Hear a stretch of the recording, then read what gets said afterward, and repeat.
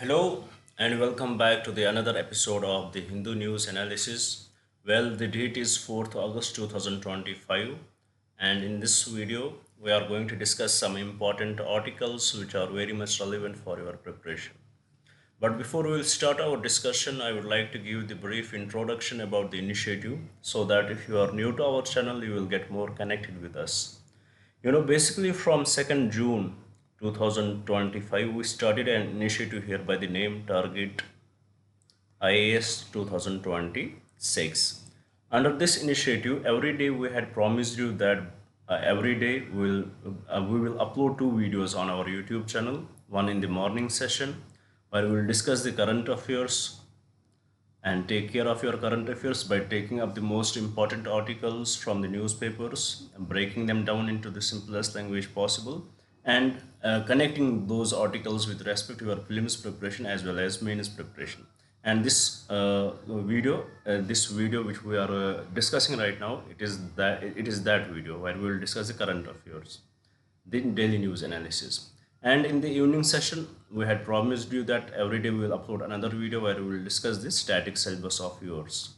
And here already we had in the static portion, we had already completed the Indian polity. We had taken 30 lectures of it took us 30 lectures to complete the Indian polity. We had discussed every aspect of Indian polity, what is required for you to clear the exam, to clear the questions with respect to Indian polity, whether it would be related to prelims questions or mains questions. We had discussed it in a great detail. And now currently we are discussing the governance part. And today we are going to discuss the 8th lecture of governance, and very soon we will complete the governance too. After that we will take up the ancient history. So here in the static part, I had also promised you that by the month of January 2026, we will try to complete your full syllabus, whatever is required for you to clear this exam. We'll try to cover everything here. But the only exception is that we are not going to cover the optional subjects. This is the only exception. And one more thing, as we are delivering these lectures in the static part, we are at the same time preparing your notes. In a way, we are preparing books for these subjects. We had already completed the Indian polity, but right now as we are discussing the governance part, we are also adding that part to it. So very soon we will, that book, Indian polity and governance, would be available, and it would be available for you guys. If you want to get access to it, you want to read through it, you would have to mail us, and you would be told to pay 200 rupees per subject. It is the only fee which you can give us. And one thing about our book, which we are going to launch after a few days, or we can say which would be available for you guys. The features of that book are very unique, because we had tried to discuss every aspect of your preparation. As I always say, every topic is discussed in a great detail, and after every topic there would be the prelims model questions if the topic is relevant to with prelims, and mains model questions if the topic is relevant with mains. So it is a comprehensive book for your preparation. So if you want to get access, it is your discretion. Do mail us and we'll definitely respond to you guys. And with respect to the course here, it is totally free on our YouTube channel here. So please do subscribe the channel, do share it with your friends so that they may also get benefited from this initiative.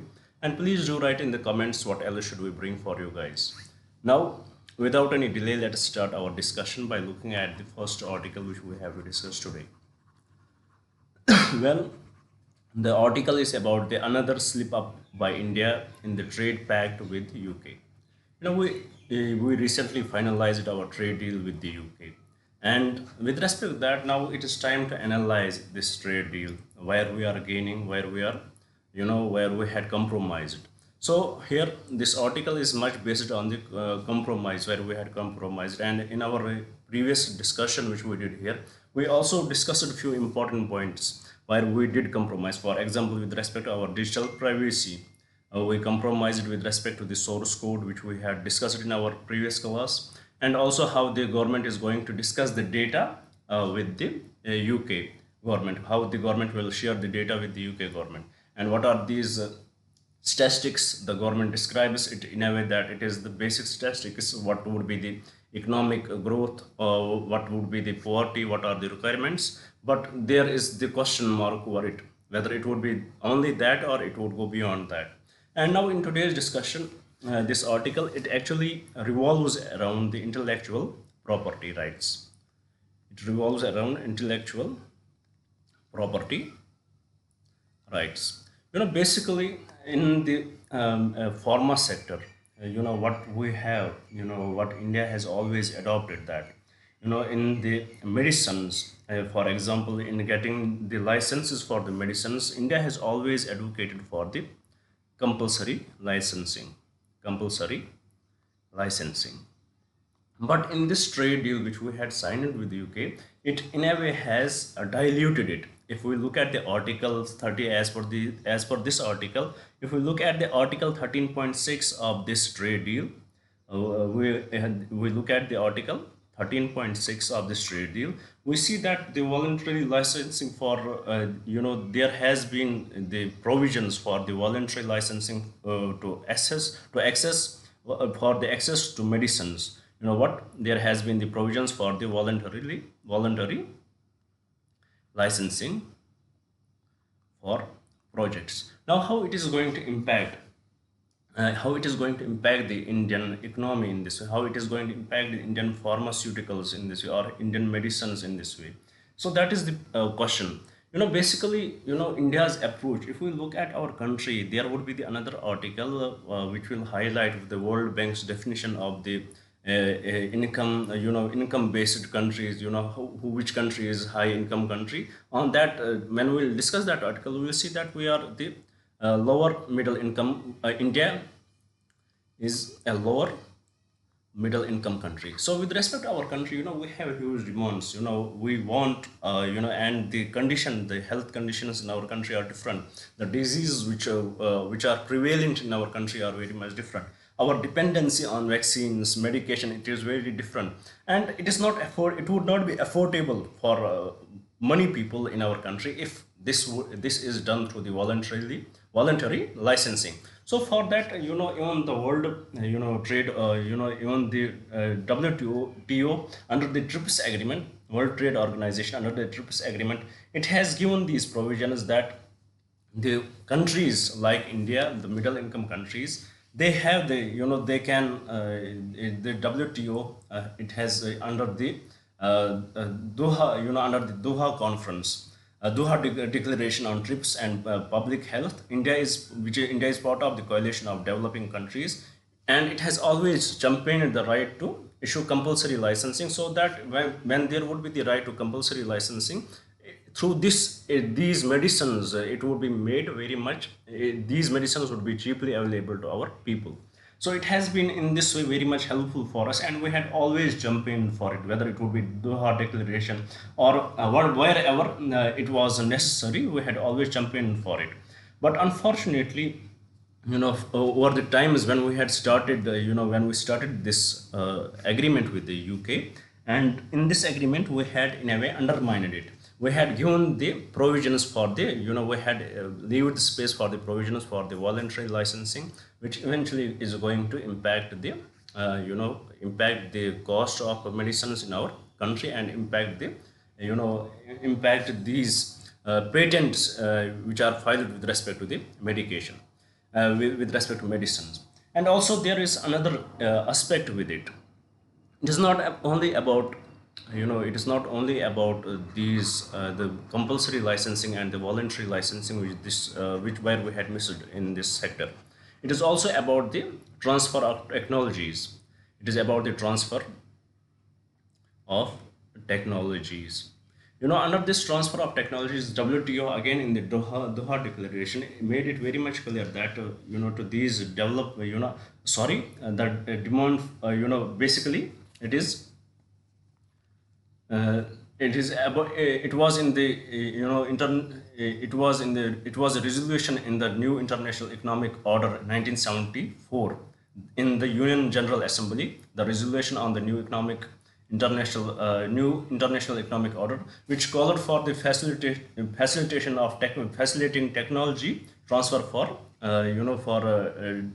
for developing countries. It was, what is this transfer of technology issue? That it is the UN General Assembly resolution on the new International Economic Order 1974, which called for facilitating technology transfer for these developing countries. But in this agreement which we had signed with UK, we also had undermined this provision also, because when we look at this agreement very vividly, when we look at it very keenly, we will see that you know usually what used to happen that whenever there would be any patent would be there for developing countries like India, we will have this, first of all, we will have this compulsory licensing provision, where even for that it would be renewed only if we would had achieved, if the goals would had met. What are the goals to be met? The first, if the requirements are, for what we are requiring it, if the requirements are fulfilled, then we can revoke it. If it is not so, then it would remain there. Or the patented, if the patented invention is affordable, then it is okay. But if it is not affordable, then we will not go for it. And also, if it is not, if it has not worked in our country, if it has worked in our country, then it was fine. And if it has not worked in our country, then definitely we are going to continue it. But whatever the patents say, what about the patents of those medications say, we will not follow those if these three conditions are not fulfilled. So coming back to this article, these are the issues which the author has highlighted. Let me recap these issues again.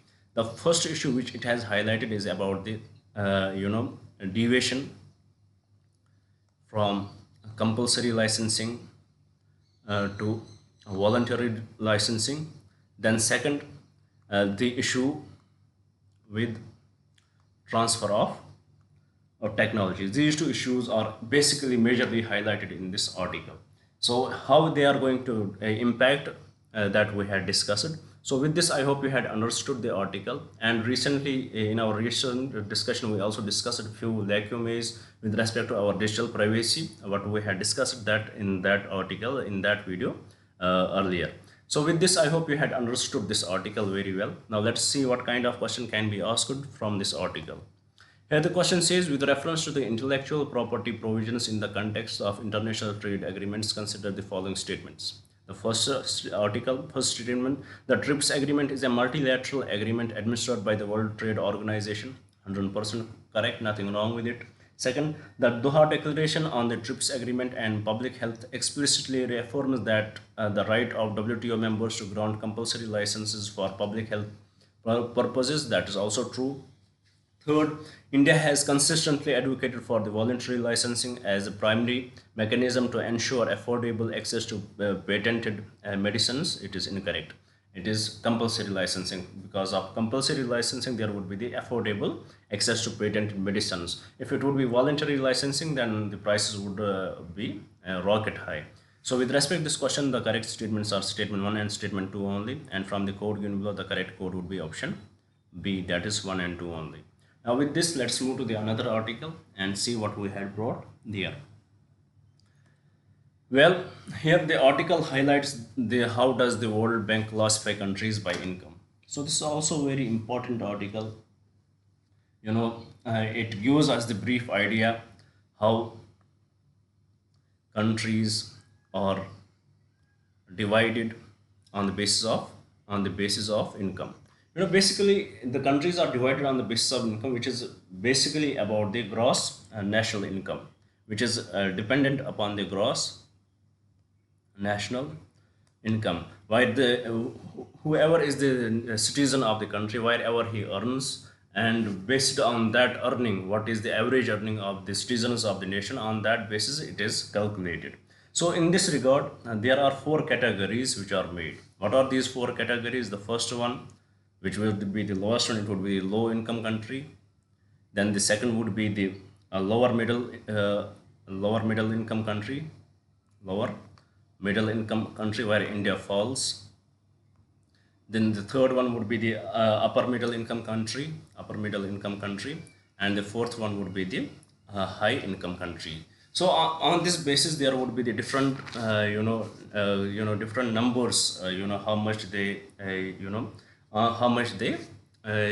what is the per capita income of these countries. On that basis, it would be differentiated. So what would be the per capita income of the low income country, or gross national income of this low income country? It would be something around 1135 US dollars.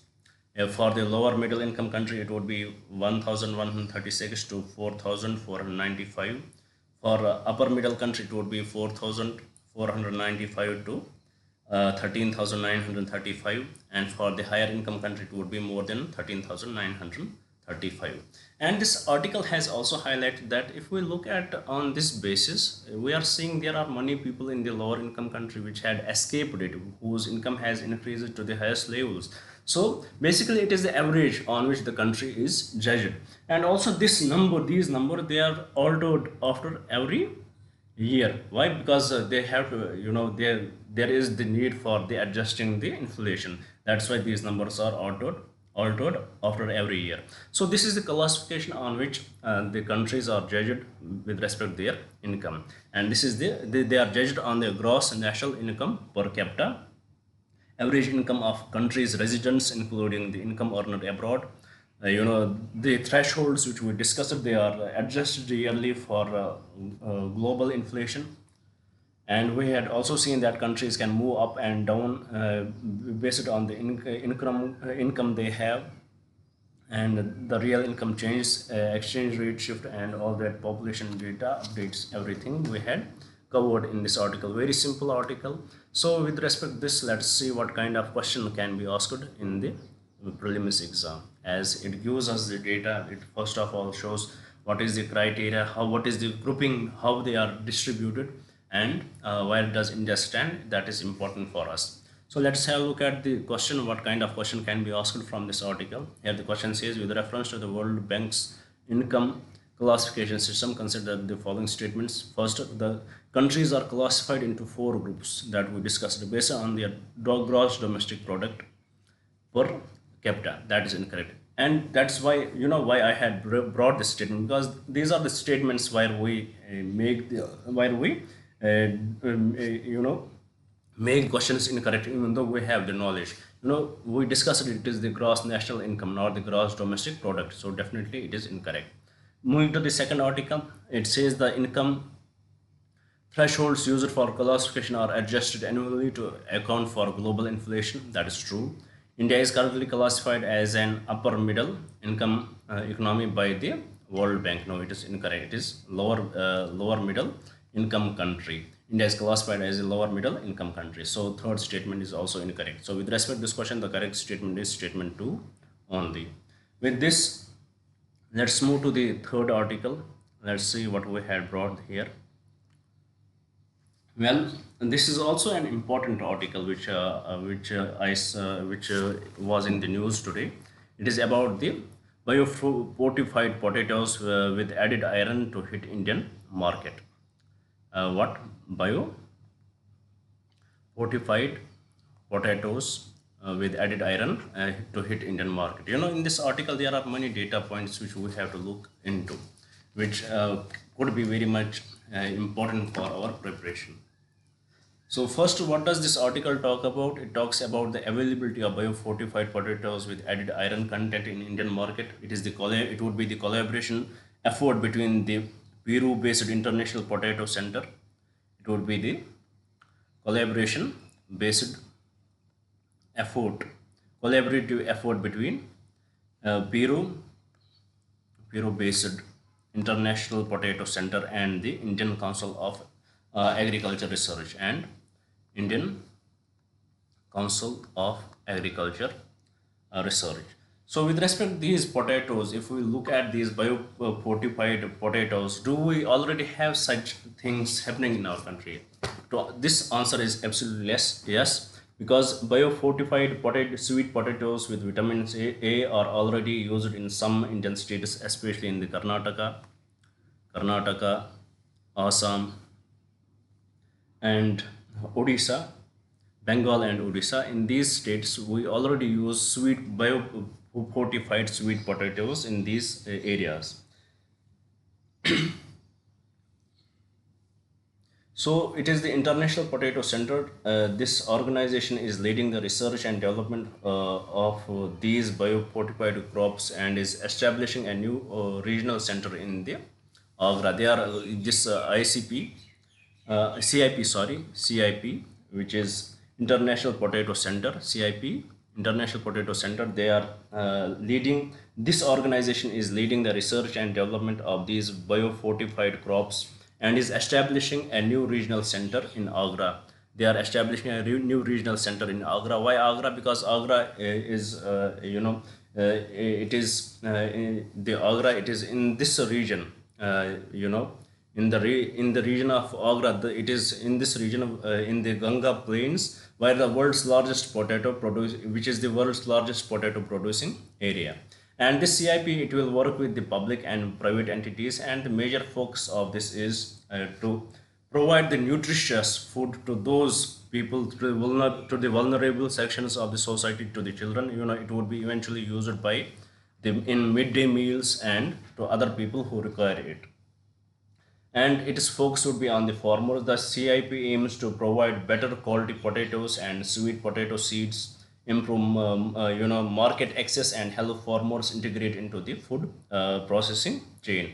The aim of this CIP is that the farmer, it would provide better quality potato and sweet potato seeds and improve market access and help farmers integrate into the food processing chain. The CIP center which is chosen for this area is the Agra. And uh,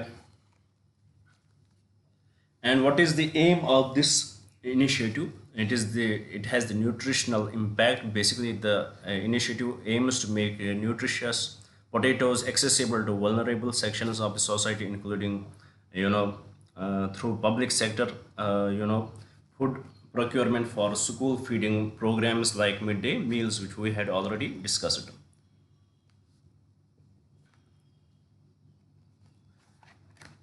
And these are some important data points which I guess are very much relevant for our preparation. So let's recap what we discussed in this article. Let's try to find out. It is the aim. If we look at what is the aim of this article, the aim is the availability of biofortified potatoes with added iron content in India. And such biofortified potatoes, it is not first time entering in our country. We already have such potatoes, especially in the states of Karnataka, Assam, Odisha, and Bengal. And for this, the regional center will be set at Agra by the it would be set by the International Potato Center. It would be said the regional center would be at Agra because of its proximity to the Indo-Gangan plains, which is the world's largest potato producing area.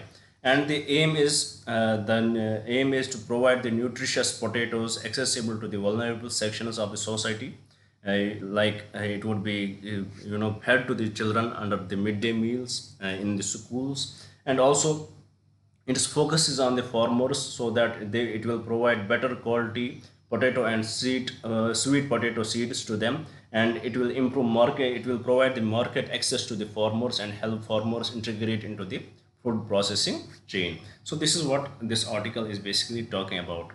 Now, if we look at the from the Indian side, which organization is collaborating, it is the Indian Council of Agricultural Research. Indian Council of Agricultural Research. So about this Indian Council of Agricultural Research, we need to know about it. It is the autonomous organization under the Department of Agriculture Research and Education. It is autonomous organization under the Department of Agriculture Research and Education, which is under the Ministry of Agriculture and Farmers Welfare. And also it is the apex body for coordinating, guiding, and managing research and education in agriculture. It is also the apex body for coordinating, guiding, and managing research and education in the agriculture. And it was, if we know when it was established in 1929. So these are some important data points which you need to know about this organization. which could be asked in the exam, which is Indian Council of Agriculture Research. With this, I hope you had understood the article. Biofortified potatoes with added iron to hit Indian markets very soon. So with this, let us see what kind of question can be asked in the prelims exam. Here the question says, with reference to biofortified crops in India, consider the following statements. First statement, biofortified sweet potatoes with vitamin A are currently available in some Indian states. That is true. We discussed that. Second, the International Potato Center is a Peru-based organization collaborating with the Indian Institute for the Development of Biofortified Potatoes. That's also true. The purpose of CIP South Asia Regional Center will be established in the Bangalore, Karnataka. Incorrect, in Agra. So with respect to this question, what are the correct statements? Correct statements are statement 1 and statement 2 only. With this, let's move to the another article, which is the Philippines president is to visit India as two sides look to deepen maritime ties. It would be from 4th August, from today to 8th August, his visit here. It is the first time the Philippine president has visited, India since very long. He has visited India, and it is first time he has this president has visited India. Macros, his name is Ferdinand Rommel, something extraordinary name. Ferdinand Ferdinand Romualdez Macros Jr. is his name, and let's call him Macros Jr. So he's visiting India. Now let's see what does it signify. First, if we look at the Philippines, they had been our strategic partners. We had always supported their cause in the South China Sea, which is Western Sea, Western Sea for them, for the Philippines, and they claim that the spot is ours. China claims that the spot is ours. The international arbitration has given it to Philippines, but China is not now listening to them. So with respect to this, we had a great relationship in this regard with the Philippines, because we both believe in there should be the free navigation in the South China Sea. There it should be accessible to everyone. So in this regard, we believe in various multilateral deals. We have naval exercise. We recently, it was this was preceded by the maritime exercise, in which the Indian destroyers were in this Philippine Western Philippine Sea, or the South China Sea. So we had this relationship with the Philippines, and also if we look at the Philippines, is the first country who had who had done a trade deal with the with respect to the BrahMos missiles. They had with respect to BrahMos missiles, they had brought our BrahMos missiles. They are doing trade with us with respect to BrahMos missile. So our relationship is already at that level, where we have this strategic partnership, where we have this defense partnership. And now the visiting of the Philippines president to India is it is something which is to be cherished about. So it signifies deepening of maritime cooperation and strategic ties between the two nations, particularly in the context of the freedom of navigation in the South China Sea. It is definitely the high level state visit, because Macros Jr. first state visit. It is his first state visit to India, and key objectives the objectives of this visit is to strengthen maritime ties, especially in light of the shared concerns regarding the freedom of navigation in the South China Sea.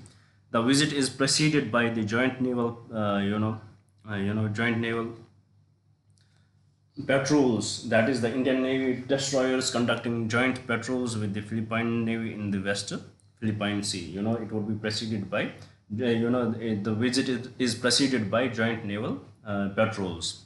This visit is preceded by joint naval patrols, while Indian Navy destroyers conducting joint patrols with the Philippines Navy. And this, as he is coming to India, as he is visiting India, he will have the ceremonial reception at the Rashtrapati Bhavan, and he will hold delegation level talks with the PM Modi, He will also hold a delegation level talks with PM Modi. And then the president will also visit Bangalore, indicating the potential focus on technology, innovation, and economic cooperation. After this visit, he will also, once he will meet the PM Modi, he will also visit Bangalore, as Bangalore is the technical hub for India. So it will indicate potential focus on technology, innovation, and economic cooperation. Now the question to our mind may come that whether it is the first meeting that this President Macron is meeting with PM Modi. No, it is not the first time. Basically, we had met on the sidelines of ASEAN when it was ASEAN summit, ASEAN India summit. We had met there, and also in the East Asia summit we had met. Now the question may come to your mind: what is this ASEAN India summit? This ASEAN summit, summit. It is between the leaders of the Association of Southeast Asian Countries and the India. And first ASEAN India summit was held in 2002.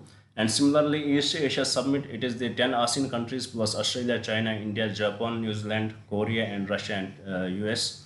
And it was established in 2005. So on these summits we had already met. Now we are in a way more strengthening our partnership, because it is the necessity of the time. We always believed in first it was look east policy, and now it is act east policy since 2014. How our focus is on these ASEAN countries and the eastern southeastern countries. So this is a miles it is the miles big step towards this direction.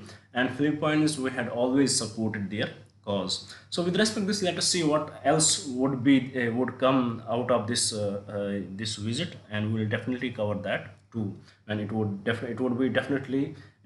come into the newspapers, and we will definitely see what was the outcome of this visit. So far, this much is important, enough for you guys to understand it. Now here, let's try to solve the question with respect to it. Question says, consider the following statements regarding the Indian-Philippines relation. First statement: the Philippines is the first foreign country to acquire India's BrahMos missile system. Correct. Both India and the Philippines are proponents of freedom of navigation in the South China Sea. That is also true.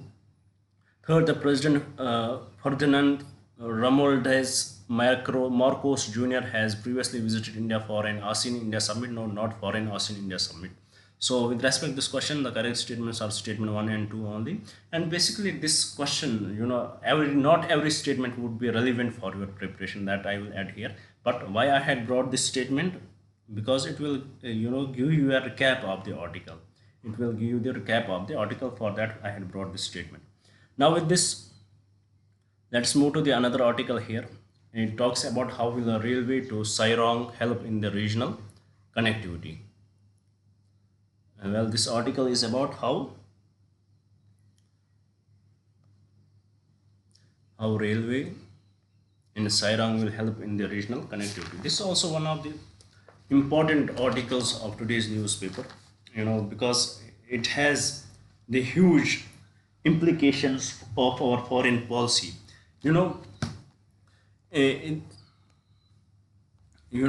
With this article, let's try to find out what are the data points. This article highlights that Indian Railway has recently completed a crucial 51.38 kilometer railway track to Sairang. How long it is? 51.38 kilometer railway track to Sairang near Mizoram's capital Aizawl. It was near Mizoram's Sairang, which is near Mizoram's capital Aizawl. So Indian Railway has completed it.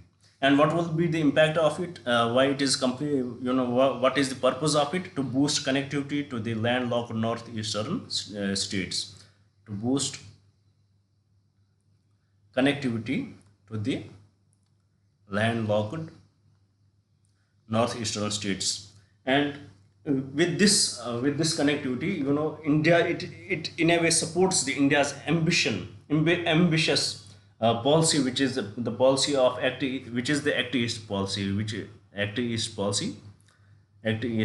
which was earlier Look East policy, and it was converted to the Act East policy in 2014 by the Modi government.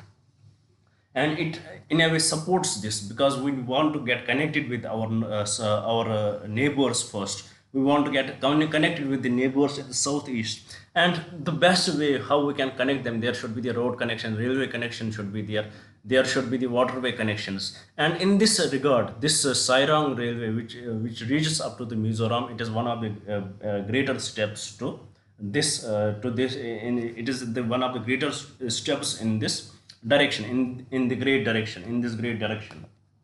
So that's what this article highlights: India's ambitious Actor East policy, which aims to enhance rail and road links with Southeast Asia for improved trade, diplomatic engagement, and security cooperation. And this is one of the big step in the right direction.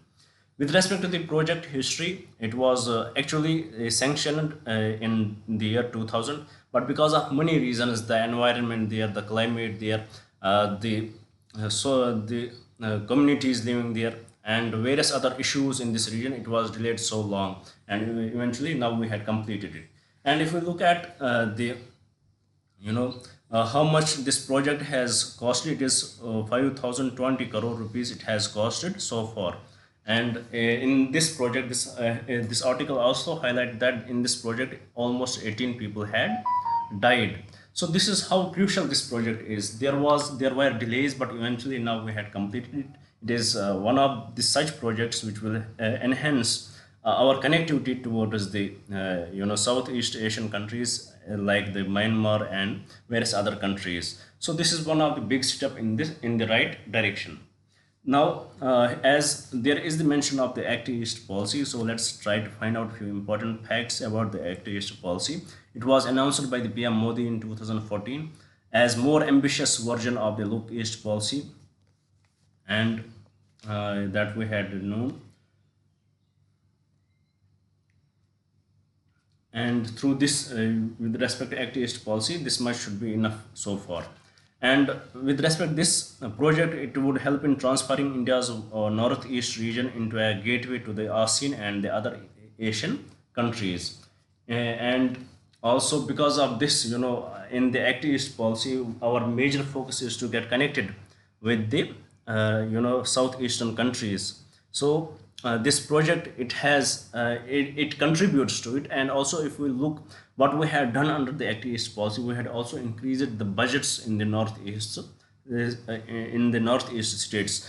In the year 2013-14, the budget would be something around 26 crore or something 36 crore, and now we had increased it from 36 crore to 1 lakh crore in the northeastern states, so that it will boost this, it will eventually boost this program, it will eventually boost this policy, in which we will get connected to these ASEAN and other southeastern countries.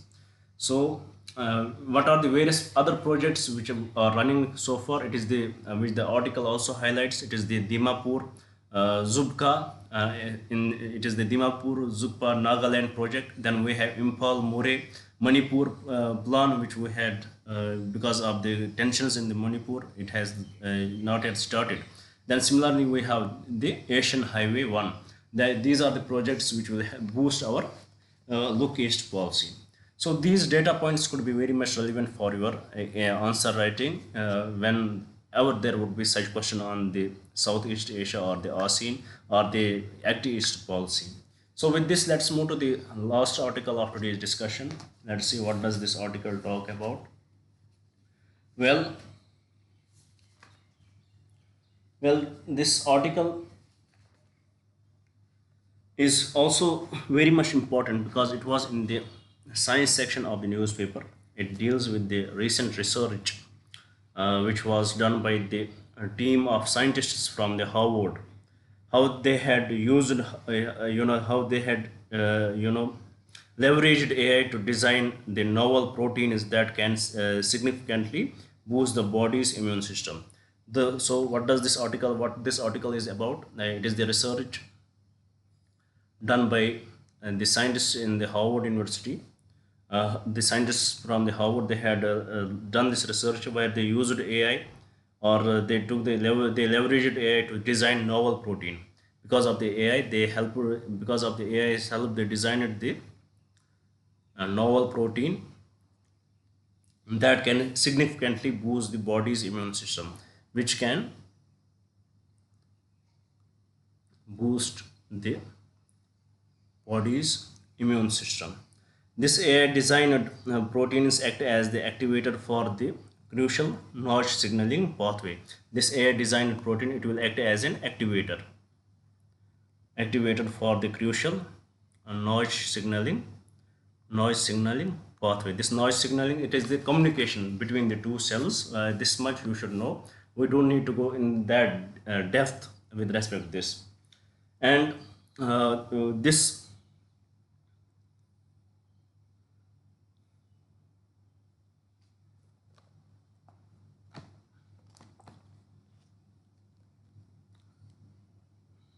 this breakdown, it will allow, with respect to this article, this breakdown will allow for the large scale laboratory production of T cells for cancer immunotherapies. It will lead to the it will lead to the large scale, it will allow for the large scale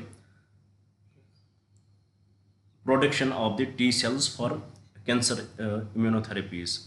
Large scale production of T cells for cancer immune therapies. And also it shows promise in enhancing vaccine effectiveness by increasing memory T cells, and it also ensures promise in vaccine effectiveness. So these are the results so far from this protein which has been designed by the help of the AI. First, it will contribute, because of this, it will boost, it will act as the because of this, it will act as the this protein will act as an activator for the for the crucial notch signaling pathway, and because of this, it will help in generation of the T cells for the cancer immunotherapy, and also it will be very much efficient in the vaccine effectiveness by increasing the memory T cells. So it in a way highlights the importance of AI in the biotechnology, the importance of AI in the human health sector. So this is what the major purpose of this article is. So with respect to this, let's see what kind of question can be asked. Here the question says, with reference to recent advancements in the medical science, consider the following statements. First, notch signaling pathway is primarily involved in energy metabolism and nutrition absorption. No, it is basically involved in the communication between the two cells. So first statement is incorrect. Second, CAR T cell therapy involves genetically modifying a patent own T cells to target cancer. That's true. Third, the use of AI designed proteins for generating immune cells represents a breakthrough in both immunotherapy and vaccine development. That is also true. So with respect to this question, the correct statements are statement 2 and 3, and this is exactly third statement what we discussed in the article. So with this, we had completed our discussion. I hope you would have liked the video. I know that this video was little bit boring because it was full of data points, and whenever there are data points in any article, that article becomes boring. But trust me, it is very much important for you guys. At least do note down these questions so that it will help you in revision, and also it will prepare you for the exam. So with this, I would like to conclude my discussion. Thank you for staying with me. Thank you very much, and have a nice day.